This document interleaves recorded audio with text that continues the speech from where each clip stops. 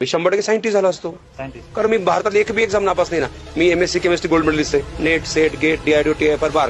मी NET मध्ये पूर्ण भारतात पहिल्या 10 मध्ये आलतो. मला त्यावेळेस सेंट्रल गव्हर्नमेंटची स्कॉलरशिप होती. NCL national chemical lab Pune. इथे मी सायंटिस्ट झालो असतो. बघा BMW आहे, ऑडी आहे, मर्सिडीज आहे. हॅलो लातूरकर, नमस्कार. काही लोक मुद्दाम लातूरची बदनामी करत आहेत, स्पेशली ट्युशन एरियाची बदनामी करत आहेत.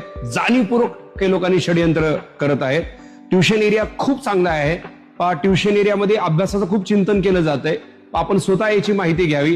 जे काही वाईट काही 2-3 घटना घडल्या असतील पण ते ट्युशन एरियात नाही आहेत. तर माझी सगळ्या लातूरकरांना विनंती आहे, आव्हान आहे की ट्युशन एरिया खूप बेस्ट आहे. ज्या एरियानं सगळ्या महाराष्ट्राला ओळख दिली. आज असं एक मेडिकल कॉलेज नाहीये, असं एक इंजिनिअरिंग कॉलेज नाहीये, तिथं 20-30% विद्यार्थी लातूरचे नाहीयेत. तो एरिया कसा खराब असू शकतो? जे विद्यार्थी जे आगाऊपणा करत आहे, जे टुकारपणा करत आहे, ते आपल्या लातूरचेच आहेत. बाहेर आलेला एक विद्यार्थी आगाऊपणा करत नाहीये, कारण तो आपले स्वप्न घेऊन लातूरमध्ये आलेला असतो. आपल्या प्रत्येक गावामध्ये काही डुकरं असतातच.